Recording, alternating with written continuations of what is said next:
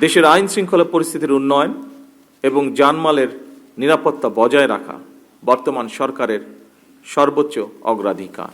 ফ্যাসিবাদী সরকার নিজেদের হীন দলীয় স্বার্থে পুলিশ বাহিনীকে জনগণের মুখোমুখি দাঁড় করিয়েছিল। সেই অন্ধকার সময় পেরিয়ে এখন সময় এসেছে নতুনভাবে এগিয়ে যাবার। আমি মনে করি জনগণের বিশ্বাস অর্জন এবং সেই বিশ্বাস বজায় রাখাই পুলিশের সামনে বর্তমান বড় একটি চ্যালেঞ্জ। পুলিশের কাজ দুষ্টের দমন আর শিষ্টের লালন। জনগণের সঙ্গে পুলিশের সম্পর্ক হবে আইনগত এবং মানবিক। জনগণের সঙ্গে পুলিশের সম্পর্ক হোক আস্থা এবং নির্ভরতার।